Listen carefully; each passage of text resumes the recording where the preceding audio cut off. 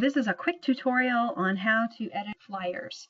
We've created a series of flyers and we're going to be creating more. They're all in Microsoft Word and they're going to have these same name blocks where you can edit your picture, name information, and logo. Now you may have some Adobe Acrobat flyers. Those are not going to have the editable features that these are. You can't put a picture in those. So we're trying to recreate them in Microsoft Word so that you can have more control over what you're sending out.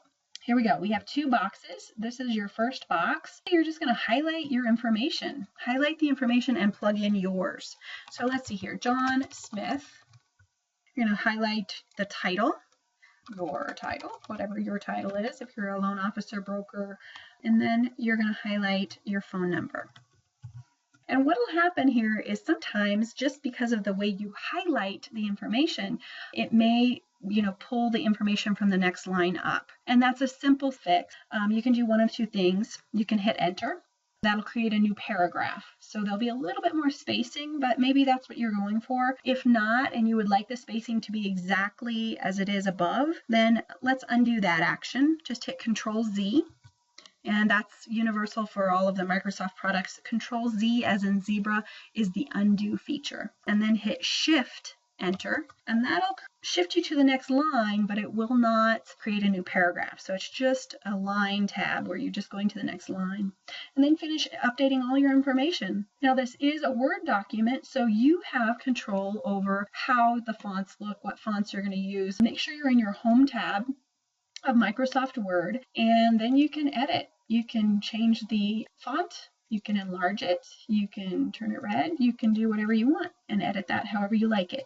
Now we're going to insert a picture. We have two picture blocks. This one is for your personal picture.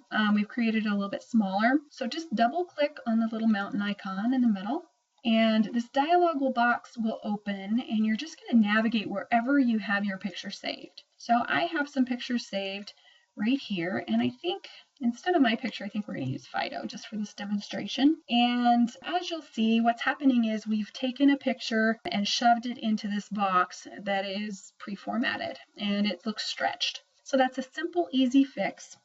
Basically, that's going to happen on most of your pictures. You're going to have to resize it just a little bit. This picture block and on this picture block, if you click and drag just a little bit, it'll move that picture. And you can see these little handles on the corners of every side, and you just click and drag and you can reposition it. You can make it smaller, bigger, narrower to make it fit and make it look right.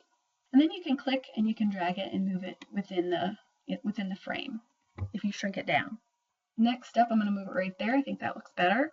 Next up, we're going to do the logo, and it's basically the same thing. You double click on it, navigate to wherever your logos are saved, and I'm going to do a horizontal logo because I know it's not going to fit, and I'll show you how to make it fit again. Let's see here, let's do this one. So it stretched our ULC logo all over the place, and it just looks awful.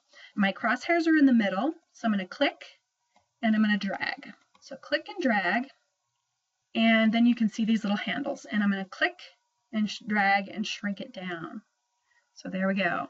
And then you could click and you can move it wherever you want in here. So I'm going to move it here. And then the boxes themselves, so we have the picture within the box, and these frames can be moved as well. So you can move this wherever you want. Okay? So you can even reshape it a little bit.